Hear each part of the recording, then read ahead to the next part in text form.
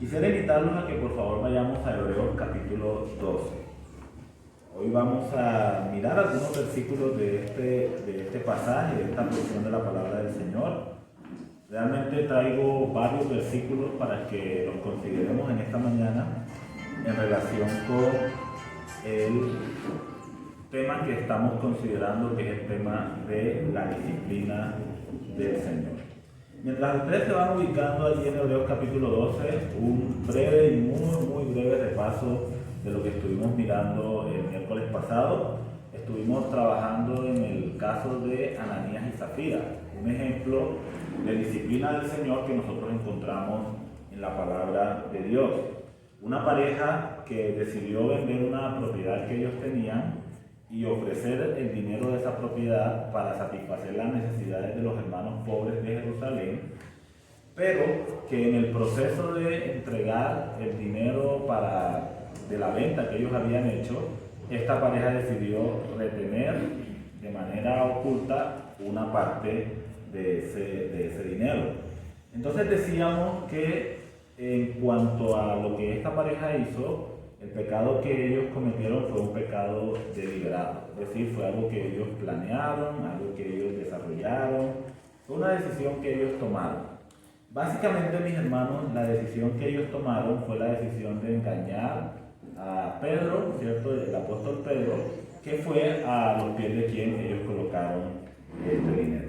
Una cosa muy importante que nosotros encontrábamos allí en el pasaje era que Pedro les decía a esta pareja: la propiedad era de ustedes. Primero, no tenían por qué venderla si no querían hacerlo.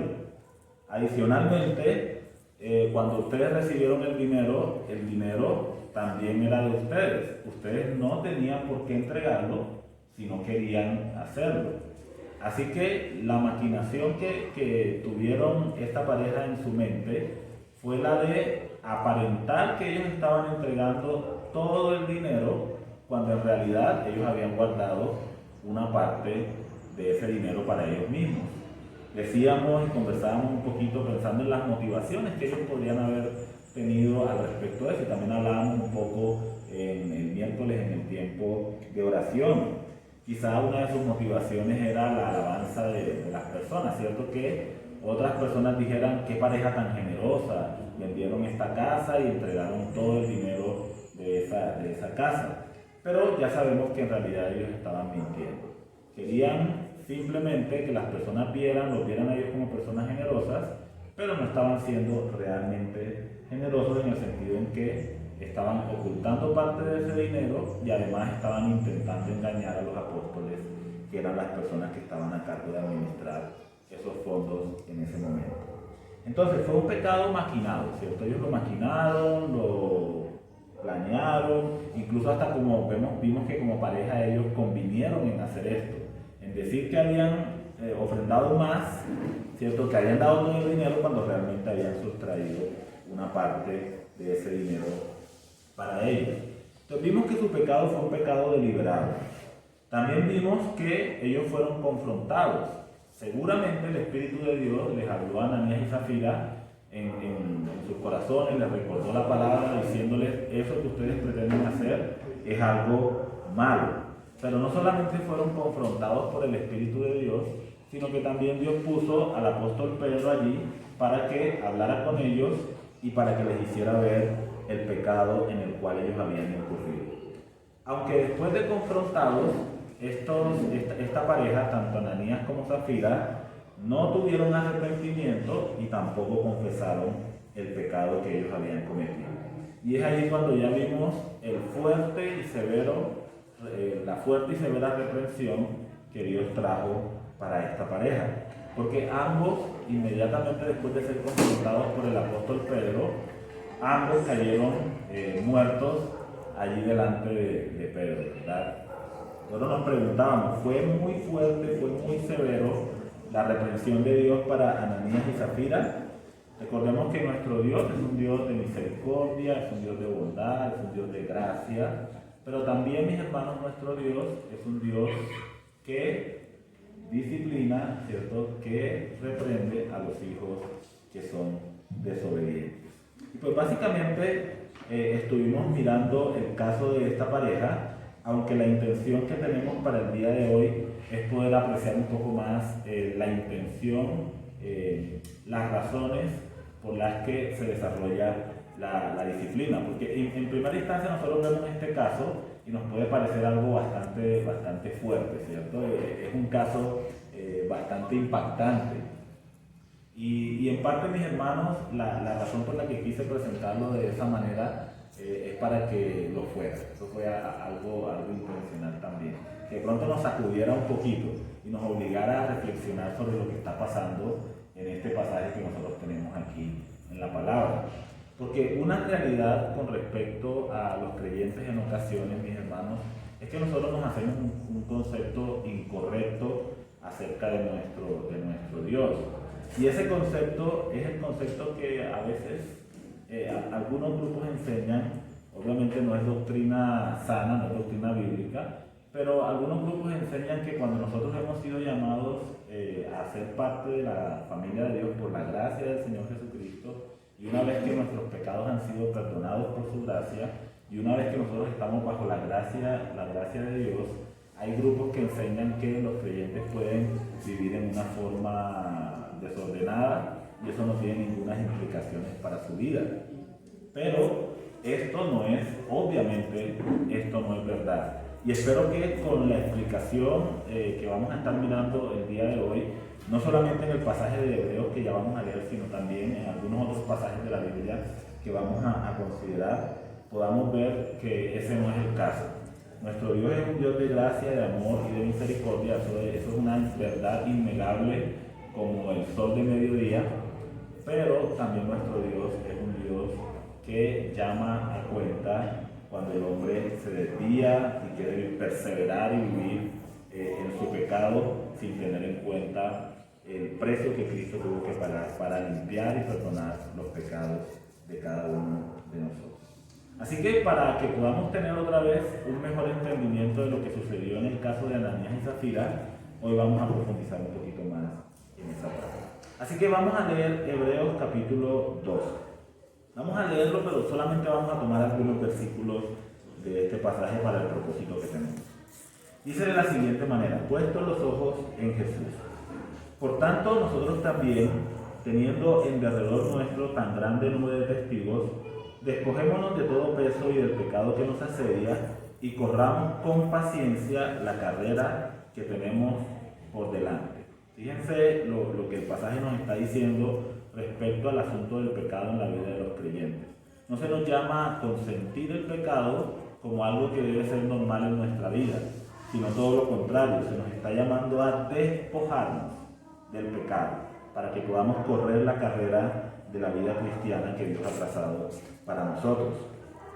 Puestos los ojos en Jesús, el autor y consumador de la fe, el cual por el gozo puesto delante de él sufrió la cruz menospreciando el oprobio y se sentó a la diestra del trono de Dios. Considerad aquel que sufrió tal contradicción de pecadores contra sí mismo, para que vuestro ánimo no se canse hasta desmayar, porque aún no habéis resistido hasta la sangre combatiendo contra el pecado. Una vez más encontramos la lucha, ¿cierto? La confrontación que el creyente tiene en relación con el pecado. El creyente no debe sentirse cómodo, no debe sentirse a gusto con el pecado en su vida. La iglesia del Señor Jesucristo no debe sentirse cómoda ni tampoco debe sentirse a gusto con el pecado en su vida, sino que debe ser confrontado, debe ser tratado, debemos despojarnos de él, debemos resistir contra el pecado. Y ahí tenemos el ejemplo de nuestro precioso y glorioso Salvador, el Señor Jesucristo, quien en su batalla contra el pecado, dice la palabra del Señor que fue incluso hasta la mismísima muerte, y el autor de Hebreos lo está colocando como ejemplo para nosotros los creyentes, para que no nos desanimemos en nuestra propia lucha contra el pecado. Él nos dice: ustedes todavía no han batallado hasta la sangre en su lucha contra el pecado, no han entregado sus vidas incluso hasta una muerte como la que experimentó Jesús en su lucha contra el pecado. Así que no se desanimen, pongan su mirada en Jesús, sigan adelante, Él es el ejemplo, Él es el autor y consumador de la fe. Pongan sus ojos en Él y sigan firmes adelante caminando en la carrera de la vida cristiana. Seguimos adelante. Otra vez versículo 4, porque aún no habéis resistido hasta la sangre, combatiendo contra el pecado. Y aquí ahora están los versículos en los cuales otra vez quisiera enfocarme el día de hoy para tomar las lecciones que vamos a estar considerando. Y ya habéis olvidado la exhortación que como a hijos se os dirige diciendo: Hijo mío, no menosprecies la disciplina del Señor, ni desmayes cuando eres reprendido por Él. Porque el Señor al que ama disciplina y azota a todo el que recibe por hijo. Si soportáis la disciplina, Dios os trata como a hijos. Porque ¿qué hijo es aquel a quien el Padre no disciplina? Pero si se os deja sin disciplina, de la cual todos han sido participantes, entonces sois bastardos y no hijos. La palabra bastardo suena un poquito fuerte, pero ahorita vamos a mencionar algo sobre eso. Sois bastardos y no hijos. Por otra parte, tuvimos a nuestros padres terrenales que nos disciplinaban y los venerábamos o los respetábamos. ¿Por qué no obedeceremos mucho mejor al Padre de los Espíritus y viviremos? Y aquellos ciertamente por pocos días nos disciplinaban como a ellos les parecía, pero para lo que nos es provechoso, para que participemos de su santidad. En verdad, es verdad que ninguna disciplina presente parece ser causa de gozo, sino de tristeza, pero después da fruto apacible de justicia a los que en ella han sido ejercitados. Muy bien. Entonces, lo primero que nosotros necesitamos comprender, mis hermanos, para tener una mejor perspectiva con respecto a lo que sucedió con Ananías y Zafira, es que necesitamos entender el carácter de nuestro Dios. Y un aspecto del carácter de Dios que es importante comprender cuando nosotros pensamos en la disciplina es la santidad de Dios. Dios es santo. En palabras sencillas, mis hermanos, porque la santidad es un concepto que implica bastantes cosas en las Escrituras, pero en palabras sencillas, santidad significa que Dios está separado de todo aquello que es malo, impuro o pecaminoso. Dios aborrece el pecado. Vamos a decir que en palabras sencillas una vez más, que eso es la santidad. Y si Dios, el Dios nuestro, es un Dios santo, es un Dios que aborrece el pecado, es un Dios que está separado de lo impuro, de lo malo, de lo sucio, de lo injusto, entonces Dios también desea que nosotros como creyentes, como pueblo suyo, también seamos santos. Fíjense lo que dice 1 de Pedro capítulo 1, versículo 15. Ustedes pueden anotarlo allí en sus Biblias para repasarlo después, pero yo lo voy a leer para avanzar un poquito más rápido. Sino que como aquel que os llamó es santo, sed también vosotros santos en toda vuestra manera de vivir. Porque escrito está: sed santos porque yo soy santo. Entonces tenemos un Dios que está separado del pecado. Y tenemos un pueblo que ha sido escogido por Dios, limpiado del pecado, separado también para ser una propiedad especial de Dios. Y Dios quiere que ese pueblo sea un pueblo santo y que la santidad de ese pueblo se refleje en toda su manera de vivir, en todas las áreas de su vida. Dios quiere que se vea reflejada esa santidad. Dios quiere que su santidad se vea reflejada en lo que pensamos, en lo que hablamos, en las conversaciones que tenemos con las personas dentro y fuera de la iglesia, en la manera como nos comportamos. Todos esos aspectos de nuestra vida deben estar caracterizados por la santidad, es decir, la separación de todo aquello que Dios llama malo o pecaminoso. Entonces Dios desea que nosotros seamos de esa manera, mis hermanos. Ahora, cuando nosotros pensamos en la santidad del creyente, en la palabra del Señor, nosotros vemos la santidad del creyente en tres aspectos que vamos a mencionar a continuación. Lo primero que tiene que ver con la santidad o con la santificación del creyente es la obra inicial de santificación que Dios hace en cada uno de nosotros cuando nosotros hemos creído en el Señor Jesucristo. Es decir, en el momento que nosotros pusimos nuestra fe en Jesucristo, la palabra de Dios dice que Dios nos toma a nosotros, nos limpia completamente, o en En otras palabras, nos santifica, nos pone aparte y ahora nosotros ya no le pertenecemos al pecado, no pertenecemos al reino de las tinieblas, no somos ya más de Satanás, sino que ahora nosotros tenemos una relación con Dios, un Dios que es santo. Ese, digamos así, es el primer aspecto de la santidad que nosotros debemos tener en cuenta. Somos santificados cuando nosotros creemos en Jesucristo como nuestro Señor y Salvador. Otro aspecto importante de la santidad es la obra definitiva de santificación que Dios hace en nosotros, que ocurre en el momento en que nosotros somos trasladados de este mundo a la presencia de nuestro Dios. Y eso puede ocurrir de dos formas. Puede ocurrir o por medio de la muerte, ¿cierto? Cuando estiramos la pata y vamos al cielo para estar con Jesús, o también puede ocurrir cuando nosotros seamos arrebatados y nos reunamos con el Señor Jesucristo en las nubes del cielo. En esos dos momentos, en esos dos instantes se producirá, o en la muerte o en el arrebatamiento, se producirá esa obra definitiva de santificación. En ese momento el ser humano ya no tendrá ninguna relación más con el pecado. Los creyentes, por supuesto, que subamos con el Señor Jesucristo, no tendremos ninguna relación más con el pecado por toda la eternidad, sino que seremos santos, sin mancha, irreprensibles delante de Dios y de nuestro precioso Señor y Salvador Jesucristo. Pero, ¿qué sucede en el tiempo presente? Que en el tiempo presente hay una obra continua y progresiva de santificación que se está desarrollando en cada uno de nosotros. Entonces, fíjense, la obra inicial, somos rescatados, somos santificados para Dios. La obra definitiva, estamos con Cristo y ya no tenemos ninguna relación con el pecado para siempre. Y la obra que se está desarrollando en el tiempo presente con cada uno de nosotros, la cual es continua y progresiva.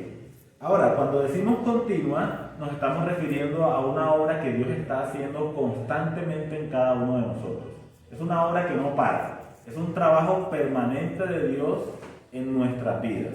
Dios constantemente nos está santificando, santificando y santificando.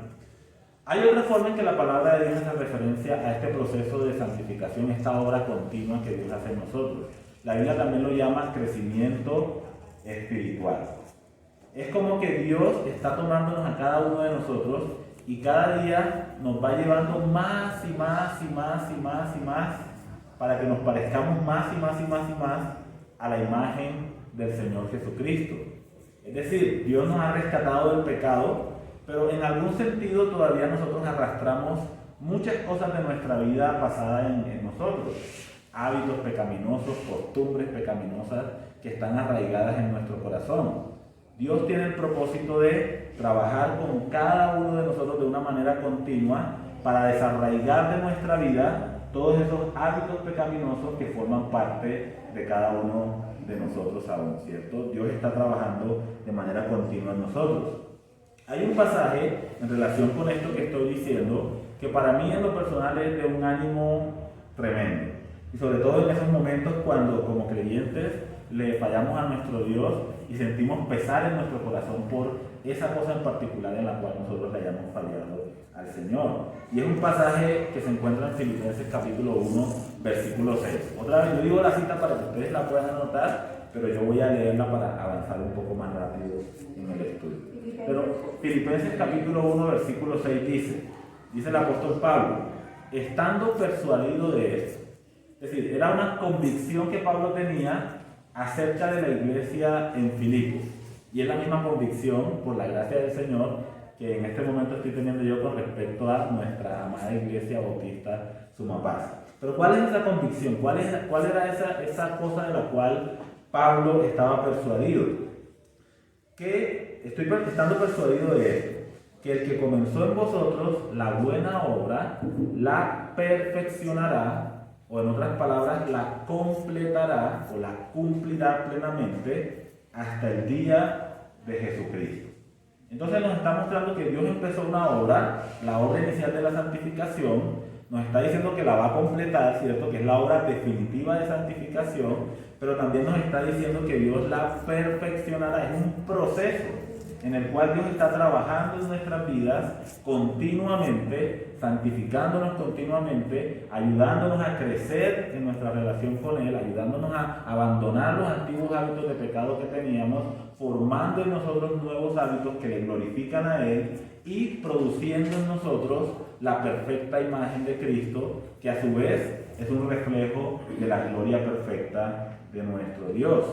Entonces, hermanos, esta obra es continua, pero también decía que es progresiva, y es progresiva porque va de menos a más, ¿cierto? Empezamos como esos creyentes bebés en Cristo, que son limpiados, ¿cierto? A los que incluso a veces hay que limpiarle a veces no siempre hay que limpiarles los calzones, ¿cierto? Y hacer muchas cosas que los bebés no pueden hacer, pero ese nuevo hombre en Cristo va creciendo, va madurando, va desarrollándose, otra vez va dejando esos ciertos hábitos pecaminosos, va creyendo la palabra de Dios, obedece a las cosas que Dios le enseña, madura, crece, se desarrolla, hasta el punto en que ese hombre maduro en Cristo también puede ayudar a otros en ese proceso de madurez. Otra vez es algo progresivo, continuo porque no para, Dios está trabajando constantemente, progresivo porque va de menos a más, pero es una obra que Dios está haciendo en el tiempo presente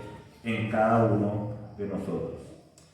Entonces, ¿qué tiene que ver la disciplina con esto de la santificación que estamos mencionando? Que nuestro Dios es santo y de que Dios quiere un pueblo santo. Fíjense, mis hermanos, en lo que dice el versículo, ahí en Hebreos capítulo 12, lo que dice el versículo 10. Y aquellos, aquí está hablando de los padres terrenales, por pocos días no disciplinaban como a ellos les parecía. Pero o sea, el Padre Celestial, para lo que nos es provechoso, para que participemos de su santidad, para que participemos de su santidad, para que tengamos comunión con el Dios santo, para que disfrutemos de la santidad de Dios mientras nosotros estamos viviendo vidas como la de nuestro Dios en santidad. Así que Hebreos, mis hermanos, nos está diciendo que la disciplina divina es un medio a través del cual Dios nos santifica. La disciplina divina es uno de los medios a través de los cuales Dios santifica a los creyentes.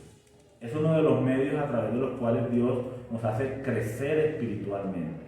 Es uno de los medios a través de los cuales Dios nos hace madurar en nuestro andar como creyentes, en nuestra relación con Cristo.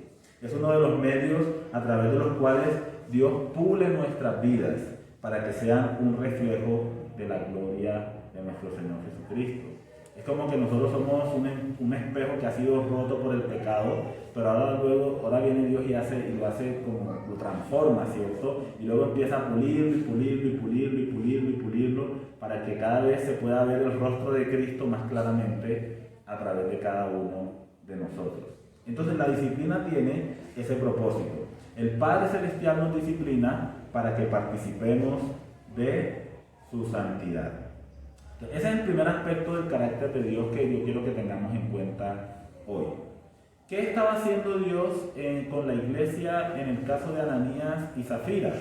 Estaba ayudando a Ananías y Zafira a que Ananías y Zafira participaran de su santidad, pero también estaba ayudando a los demás creyentes en la iglesia a que también participaran de su santidad. Dios estaba trabajando por medio de ese episodio tan radical del actuar de Dios tan severo. Dios estaba ayudando a los creyentes a participar de su santidad. Ahora, ¿por qué querrá Dios que nosotros seamos santos? Esto tiene que ver con otro atributo de Dios que es muy importante que nosotros tengamos en cuenta al pensar en la disciplina.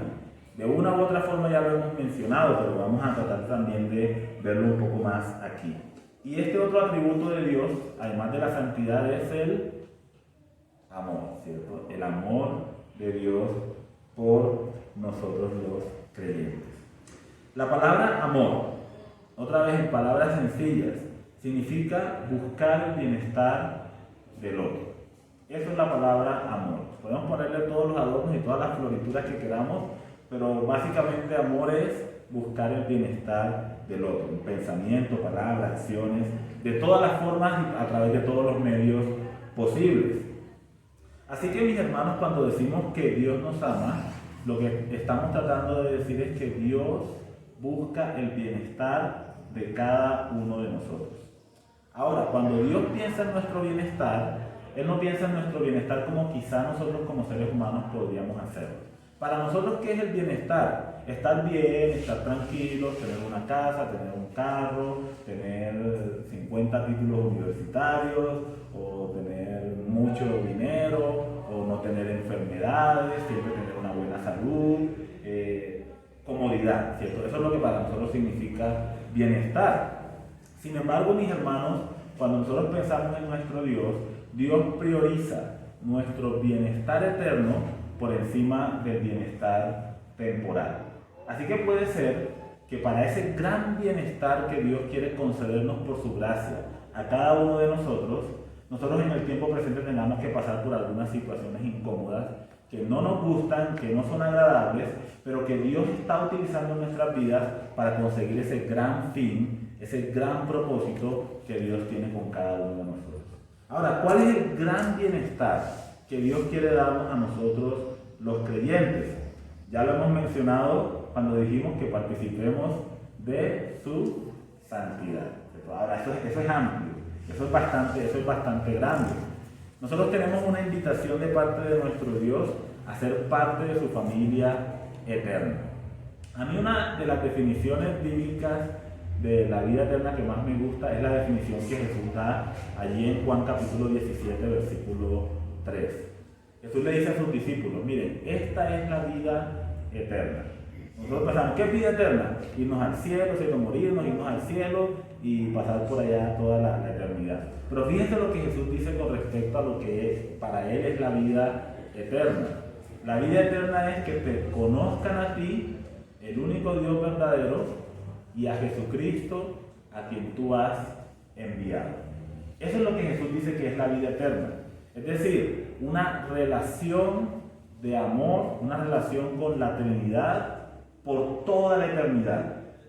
Es ser parte de esa familia eterna, de la cual por mucho tiempo estuvimos excluidos, pero que ahora por medio del Señor Jesucristo somos invitados a pertenecer a ella y a disfrutar de una comunión plena desde este preciso momento, desde el tiempo presente y por toda la eternidad, conociendo a nuestro Dios y siendo conocidos por Él. Otra vez, es una relación de amor con el Padre Celestial. ¿Qué más grande bien que ese nosotros podemos imaginar en nuestras mentes, mis hermanos? ¿Qué mayor bien que el participar de la familia divina por toda la eternidad, siendo hijos de Dios y disfrutando de nuestra comunión con Dios por los siglos de los siglos?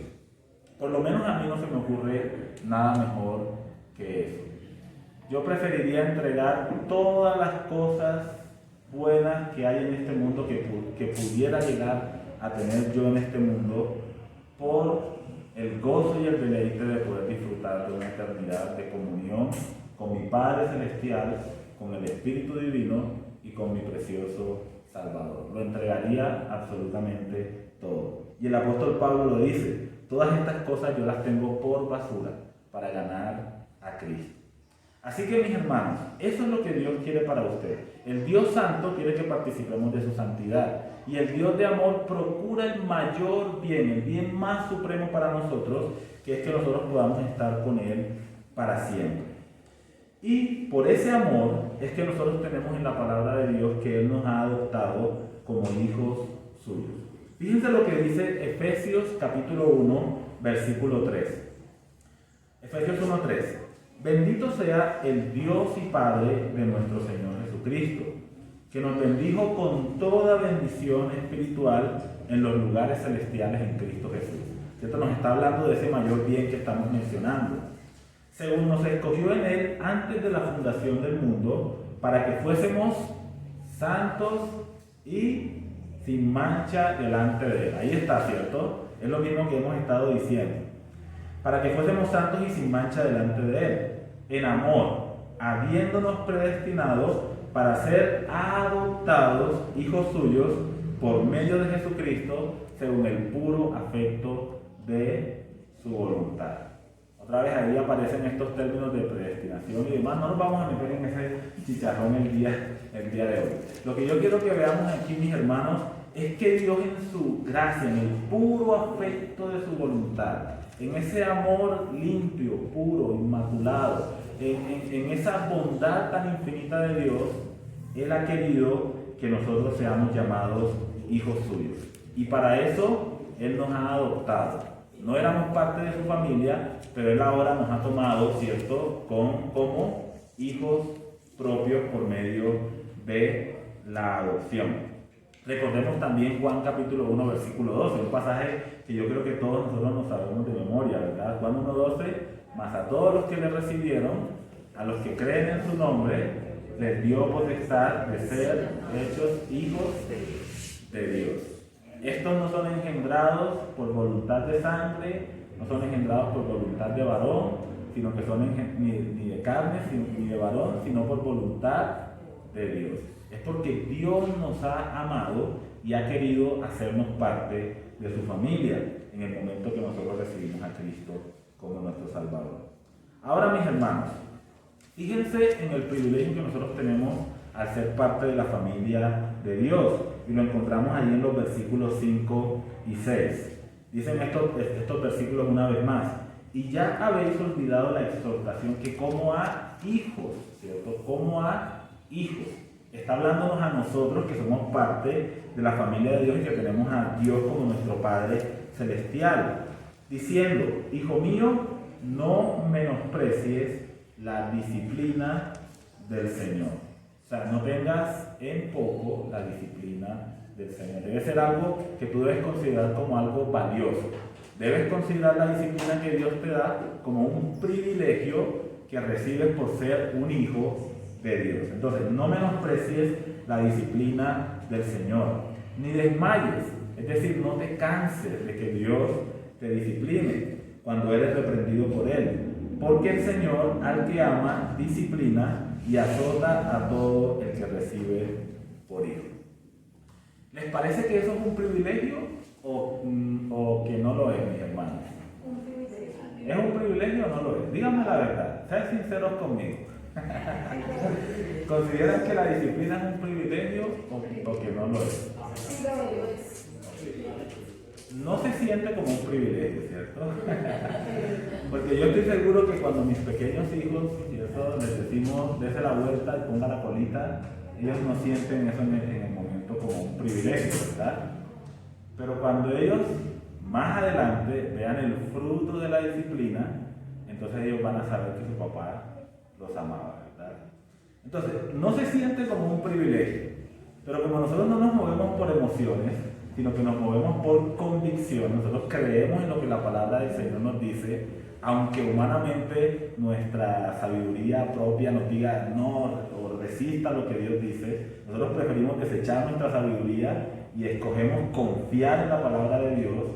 Entonces nosotros vamos a tener la convicción de que la disciplina del Señor es un privilegio para nosotros. Así que, hermanos, no menospreciemos la disciplina, no desmayemos, no nos cansemos de que Dios nos discipline, porque realmente la disciplina es una expresión del amor infinito que Dios tiene por cada uno de nosotros que somos sus hijos. Ahora, quiero hacer un pequeño paréntesis aquí. Y quiero hacer este paréntesis porque en el miércoles que estábamos allí en el grupo surgieron unas buenas conversaciones, unas buenas preguntas y unos buenos comentarios allí en medio de la conversación. Y alguien preguntaba, ¿qué pasa con los que no son sus hijos, cierto? Creo que de hecho mencionamos algo en la enseñanza pasada, pero quisiera tratar en lo posible de aclarar un poco más esta parte. ¿Qué pasa con los que no son hijos de Dios? Si la disciplina es algo que Dios aplica sobre sus hijos, entonces ¿qué pasa con aquellos que no son sus hijos? Y la respuesta, mis hermanos, es que Dios no los disciplina. Así de sencillo. Cierra paréntesis y seguimos adelante. No, ¿verdad? No es tan simple como solo decir eso. No son disciplinados. Y ahorita que veamos un poco más ampliamente lo que es la disciplina, vamos a entender por qué decimos que no son disciplinados. Lo que debemos tener en cuenta una vez más, mis hermanos, es que la disciplina tiene que ver con el tipo de relación que nosotros tenemos con Dios. Nosotros con Dios tenemos una relación de padre a hijo.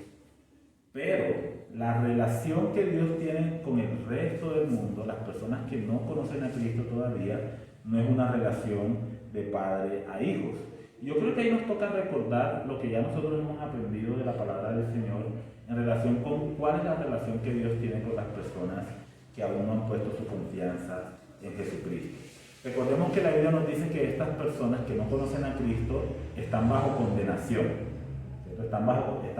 Están condenados. Es decir, ya hay una sentencia que pesa sobre sus vidas. Estas personas van rumbo, tristemente, al infierno para pasar toda la eternidad separados de Dios por causa de su pecado. La Biblia también nos dice que estas personas están muertas en sus delitos y pecados. La relación con Dios se encuentra completamente quebrantada. Estas personas no tienen esperanza. Nosotros los creyentes que somos hijos de Dios albergamos una esperanza viva en nuestros corazones porque Cristo resucitó y sabemos que Él nos va a resucitar a nosotros también. Pero estas personas no tienen esa misma esperanza que nosotros tenemos. También sabemos que estas personas se encuentran sin Dios y están bajo la ira justa y santa de Dios. Ahí encontramos Juan capítulo 3, versículo 16. Esa fue la luz. Pero me escuchan bien, gracias. Entonces, estas personas están bajo la ira justa y santa de Dios. Y es interesante, mis hermanos, porque el texto de la palabra de Dios, Juan 3:16, que es el texto que nos habla del grande e infinito amor que Dios tiene por los perdidos, es el mismo texto que nos dice que las personas perdidas están condenadas por su pecado y están bajo la justa ira de Dios porque han decidido voluntariamente permanecer en ese pecado. Este pasaje nos dice: porque de tal manera amó Dios al mundo que ha dado a su Hijo unigénito para que todo aquel que en Él cree no se pierda, sino que tenga vida eterna. Dios no envió a su Hijo al mundo para condenar al mundo, sino para salvar al mundo por medio de Él.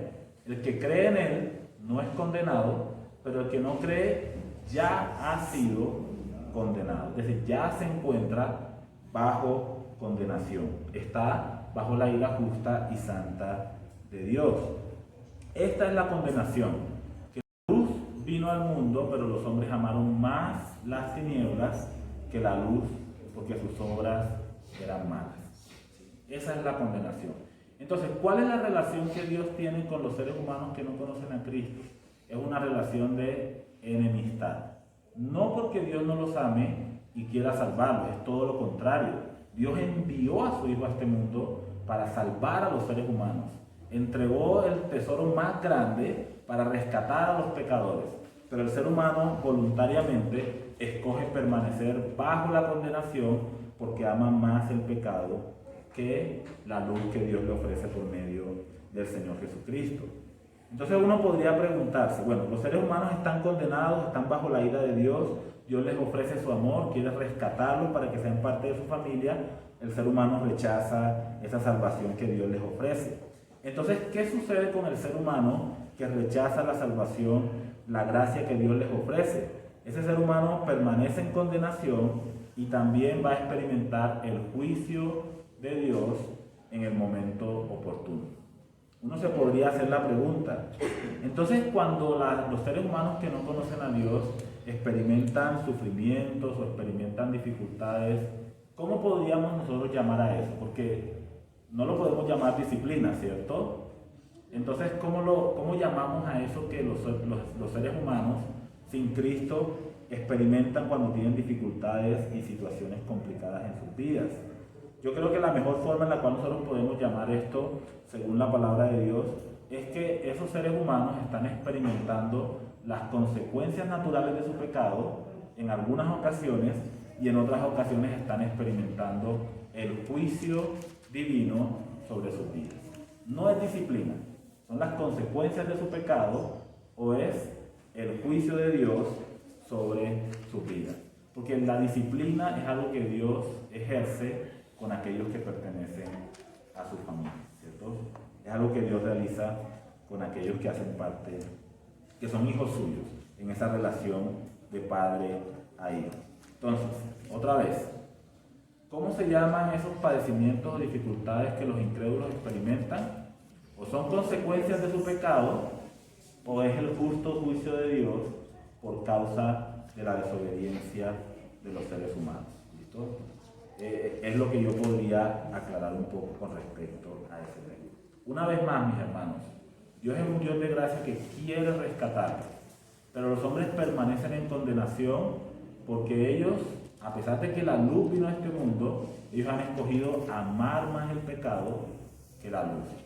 Esa es la razón por la que el hombre permanece en condenación, no porque Dios quiera condenar a los seres humanos. Volviendo, mis hermanos, al tema de los hijos, que nosotros como hijos de Dios, entonces vemos que Dios quiere que sus hijos sean santos, y Dios quiere también, y Dios ama con un amor muy profundo a sus hijos. Y aquí nosotros encontramos un ejemplo en los versículos 7 al 9 del pasaje que estamos estudiando. Aquí se nos hace la comparación entre el Padre Celestial y los padres terrenales. Se nos dice, si soportáis la disciplina, Dios os trata como a hijos. Porque fíjense lo que dice la siguiente parte del versículo. ¿Qué hijo es aquel a quien el Padre no disciplina? Y esto es, yo creo que clave, mientras nosotros pensamos en la disciplina que viene de parte del Señor. ¿Qué hijo es aquel a quien el Padre no disciplina? El texto nos dice más abajito, ese hijo es un bastardo, ¿cierto? Qué palabra tan fea, por lo menos para nosotros hoy en día es una palabra bastante fea. Pero ¿qué significa la palabra bastardo? Se trata de un hijo no reconocido, es un hijo ilegítimo.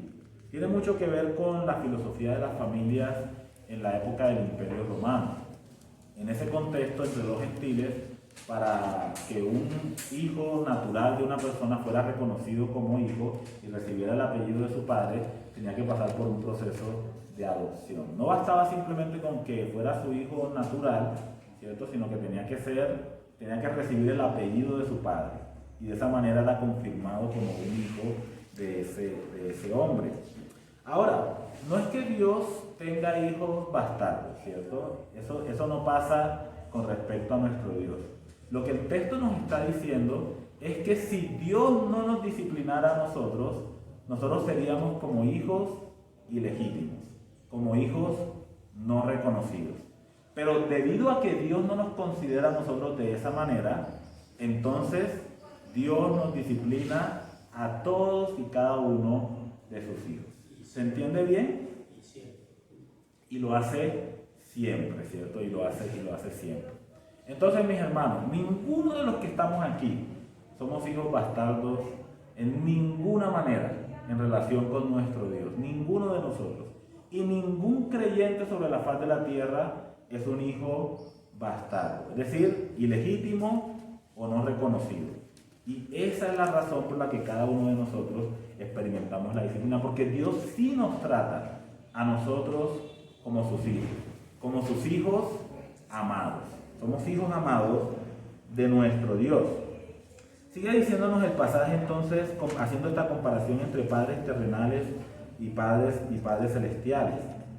Pero si se os deja sin disciplina, de la cual todos han sido participantes, entonces sois bastardos y no hijos. Bien, hermanos, ¿puede haber un creyente que no sea disciplinado? La respuesta es no. Correcto. Versículo 9. Por otra parte, tuvimos a nuestros padres terrenales que nos disciplinaban. Yo les pregunto, mis hermanos, ¿algunos de los que estamos aquí presentes no fuimos disciplinados por nuestros padres terrenales? ¿Alguno no lo fue? Levante su mano, sea sincero. ¿Y por qué no? Todos fuimos disciplinados por nuestros padres terrenales. Ahora, evidentemente hay padres maltratadores, ¿cierto? Eso es algo evidente que no podemos negar. Pero un buen padre disciplina a su hijo. ¿Por qué? El pasaje nos lo está mostrando. Dice, disciplinaban y los veneraban. ¿Por qué no obedeceremos mucho mejor al Padre de los Espíritus y viviremos? Y aquellos ciertamente por pocos días nos disciplinaban como a ellos les parecía, o en otras palabras, según la limitada sabiduría humana. Pero para lo que nos es provechoso, otra vez para que participemos de su santidad. Es decir, nuestros padres terrenales nos disciplinaban para prepararnos para la vida, ¿cierto? Para entrenarnos para la vida. Ahora, esa vida es una vida terrenal. Ellos lo hicieron lo mejor que pudieron para que nosotros estuviésemos listos para los desafíos de la vida terrenal. Pero el Padre Celestial nos disciplina porque Él nos está entrenando tanto para vivir la vida que Él quiere aquí en el tiempo presente, pero todavía mucho más para la vida que Él tiene para nosotros en lo porvenir. Otra vez para que participemos de su santidad. Estamos bien de tiempo, ¿verdad? ¿Sí? ¿Estamos conectados, mis hermanos? Ok, vamos a seguir adelante. Ahora, ¿cómo es que el Señor hace esto? ¿Listo? Porque ya hemos hablado de disciplina, pero creo que ustedes se estarán preguntando, bueno, pero ¿cuál es la definición de disciplina, cierto? ¿Qué significa como tal la disciplina? Y creo que, y quiero que ahora veamos un poco más acerca del tema de la disciplina. Mirando en el diccionario bíblico, nosotros encontramos que la disciplina es mucho más que solo castigo. Fíjense las diferentes palabras con que el diccionario hace referencia a la disciplina. Disciplina es enseñanza, instrucción, educación, corrección, azote y castigo. Entonces, esas son las palabras que yo encuentro en el diccionario cuando miro disciplina. Enseñanza, instrucción, educación, corrección, azote, número 6, y castigo. Así que esto me hace pensar, mis hermanos, que la disciplina divina es todo un paquete de formación, todo un paquete de entrenamiento que Dios ha diseñado para nuestro máximo y supremo bien, que es que participemos de su santidad. Entonces, la disciplina otra vez es un programa de entrenamiento divino para forjar nuestro carácter como hijos suyos, para hacernos creyentes maduros, para que reflejemos la imagen de Cristo, que a su vez es la imagen del Dios viviente. Ahora, ¿qué incluye este paquete de formación que nosotros llamamos disciplina divina?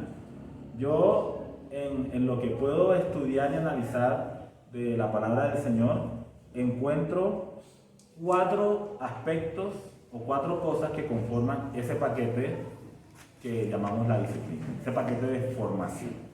Y vamos a ver cuáles son esos 4 aspectos. Los voy a mencionar y ya vamos a profundizar un poquito más en ellos. Primero, la disciplina es formativa. La disciplina es formativa. Segundo, la disciplina es preventiva. Número 2. Tercero, la disciplina es correctiva. Y finalmente, la disciplina es ejemplarizante. Entonces, ayúdenme a recordarlos. Formativa, preventiva, correctiva y ejemplarizante. Muy bien. ¿A qué hacemos referencia cuando hablamos de la disciplina como formativa?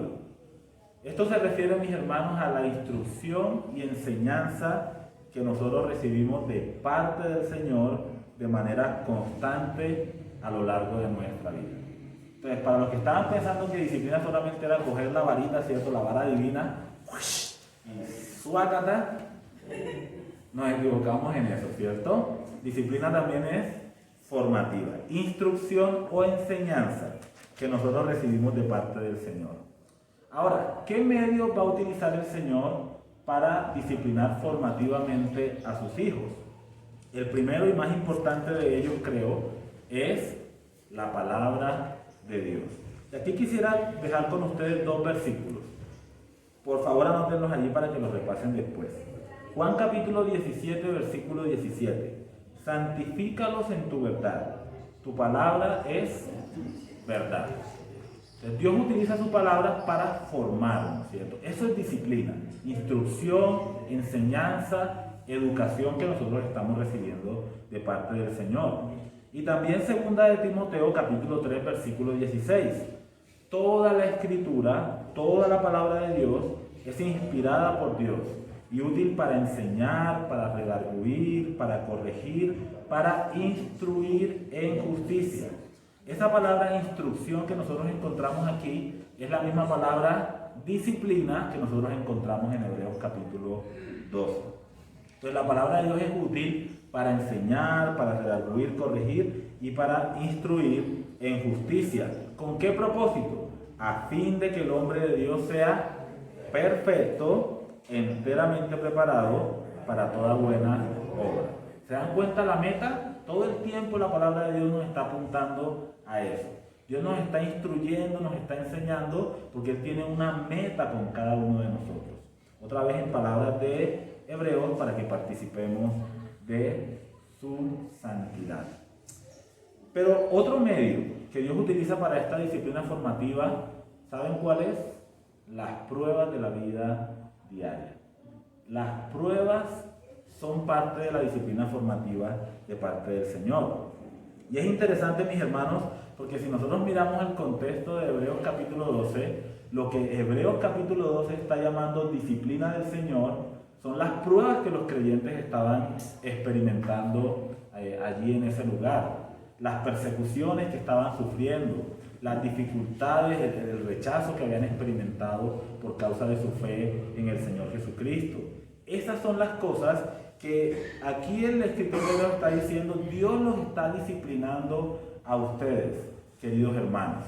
Ahora, en este contexto en particular, no estamos hablando de un pecado específico. Aquí no se trata de que ellos cometieron un pecado y por eso están siendo perseguidos, están experimentando dificultades y sufrimientos, sino está haciendo referencia a pruebas de la vida cristiana que estos hombres estaban experimentando y que Dios estaba utilizando para formar el carácter de cada uno de ellos, para formar la paciencia en cada uno de ellos, para formar fe en cada uno de ellos, para formar perseverancia en cada uno de ellos.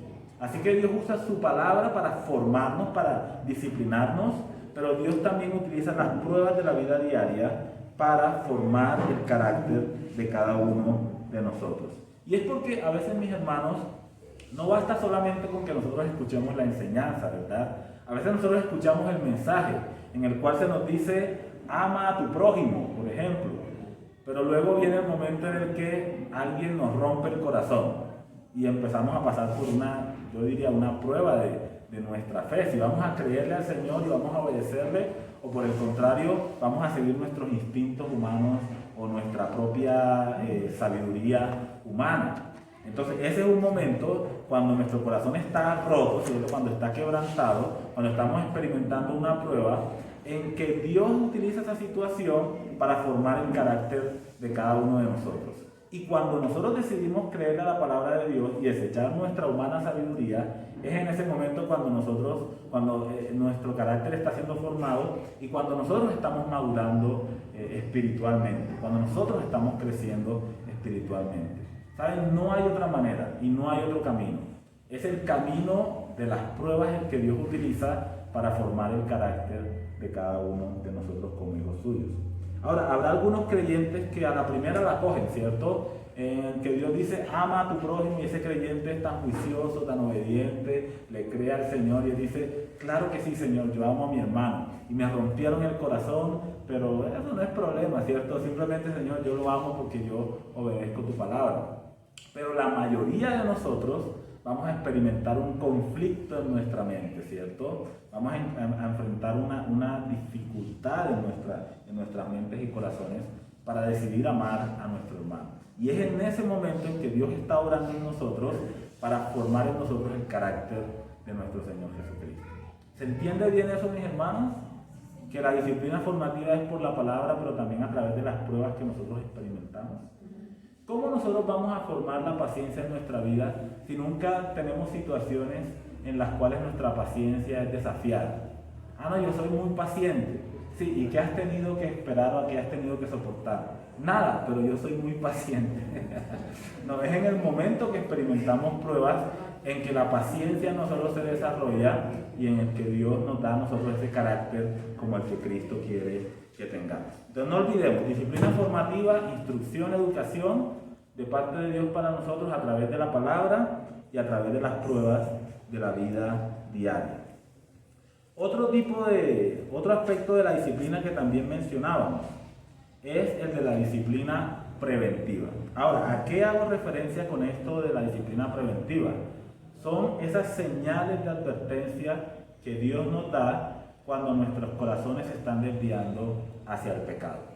En el punto anterior no estamos hablando de pecado en sí, estamos diciendo que Dios está formando nuestro carácter, nos está enseñando, está colocando pruebas que no son el resultado necesariamente de algo malo que nosotros hemos hecho, pero en este caso Dios nos advierte por medio de su palabra cuando ve que nuestros corazones se están desviando en dirección a algo que va en contra de la perfecta voluntad de Dios.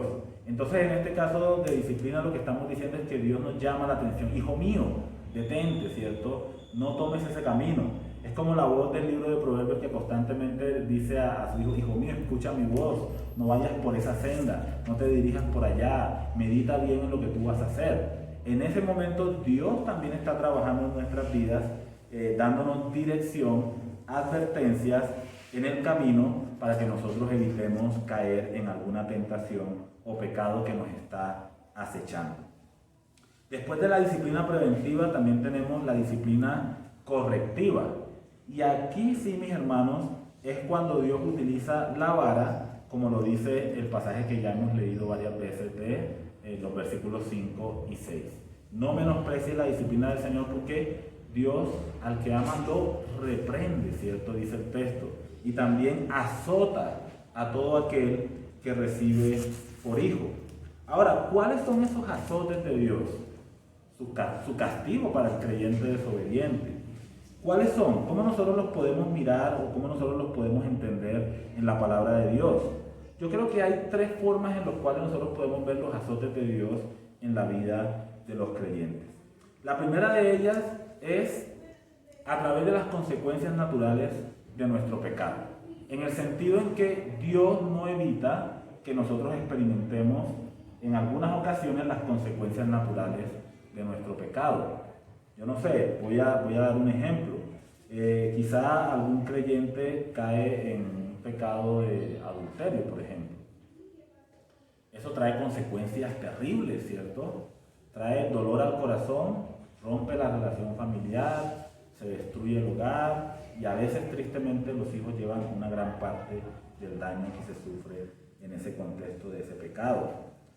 Dios puede no evitar que nosotros experimentemos el dolor de la pérdida, el sufrimiento por causa de ese mal acto que nosotros hemos cometido contra la voluntad de nuestro Dios.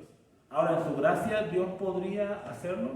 Yo creo que sí, y de hecho encontramos ocasiones en que Dios lo hace, en que Dios minimiza los efectos del pecado en que nosotros hemos caído. Pero una forma en la que Dios puede estar azotándonos, ¿cierto?, disciplinándonos correctivamente, es permitiendo que experimentemos el dolor natural del pecado que nosotros hemos cometido contra su voluntad. Eso sería una de las primeras formas que yo puedo identificar en la palabra. Otra forma, cuando Dios trae una fuerte reprensión, por ejemplo, puede ser una enfermedad a nuestra vida. Quizá ya no es una consecuencia natural, ¿cierto?, de lo malo que nosotros hemos hecho, sino que Dios decide tomar una acción directa contra ese creyente que ha fallado y Dios decide traer una enfermedad o problemas financieros. Bueno, no sé, hay una variedad de situaciones que podrían suceder en ese contexto. Pero finalmente la tercera forma es cuando Dios decide quitar la vida a ese hijo para que no continúe extraviándose más y más en el pecado. Y eso inmediatamente nos trae a la historia de Ananías y Zafira, ¿cierto? Esta pareja de creyentes que tomó la decisión de mentirle a Dios y que Dios determinó en su sabiduría en su gracia, llamar la atención severamente, quitándole la vida a cada uno de ellos.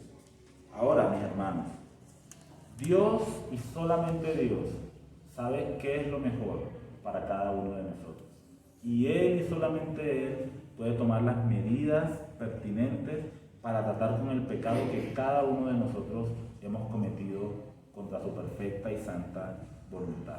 Si nosotros no digamos menospreciamos, pero si nosotros ignoramos la disciplina formativa de Dios, que Dios constantemente nos está enseñando a través de su palabra, que nos está guiando a través de las pruebas.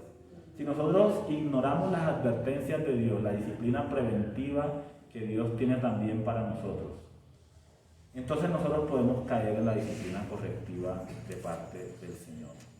Y saben, Dios da oportunidades, suficientes oportunidades, para que nosotros reflexionemos, reconozcamos lo que estamos haciendo y demos la vuelta en arrepentimiento y confesemos nuestro pecado delante del Señor.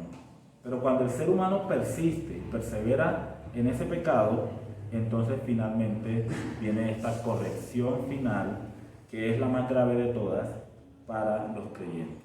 Pero otra vez, finalmente, en todo caso, aunque es severo, también es una muestra de amor de Dios para nosotros. ¿Por qué? Porque Dios no quiere que nos vendamos al mundo, que nos vendamos al pecado, que ensuciemos el templo santo que son nuestros cuerpos.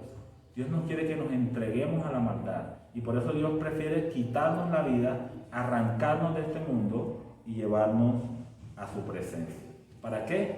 Para que participemos de su santidad. Entonces es fuerte, es severo, pero en el fondo también es una gran muestra del amor y de la gracia de Dios. Y finalmente, mis hermanos, la disciplina también es ejemplarizante. ¿Y a qué me refiero con esa palabra tan rebuscada de ejemplarizante? Simplemente, mis hermanos, que Dios utiliza la disciplina, esa disciplina correctiva en algunos de sus hijos, la utiliza para dar testimonio a otros de que Dios quiere un pueblo sano. Nosotros encontramos en el caso de Ananías y Zafira, y yo lo mencionaba el domingo pasado, dos oportunidades, tanto con Ananías cuando cayó muerto a los pies de Pedro, y luego después con Zafira encontramos la misma declaración que la palabra de Dios hace, que ahí Lucas dejó constancia de esa declaración. Esa declaración era: y vino un gran temor. La encontramos en los versículos, en Hechos capítulo 5, versículo 5 y versículo 11. Cuando las personas escucharon que Dios había hecho esto con Ananías y con Zafira, la Biblia nos dice: y vino un gran temor sobre todos los que oyeron. Luego nos lo aclara un poco, nos dice sobre los creyentes, sobre la iglesia y también sobre todo el pueblo. Vino un gran temor en sus corazones por esto que ellos habían escuchado que había sucedido. Ahora, ¿cuál sería el propósito de Lucas al dejarnos a nosotros esa declaración allí de vino un gran temor? Lucas quiere que entendamos que esa disciplina correctiva de parte de Dios tenía el propósito de enseñar a la iglesia que con el pecado no se puede jugar. No podemos jugar con el pecado, mis hermanos, como iglesia, como grupo, como cuerpo de Cristo. No podemos jugar ni consentir el pecado.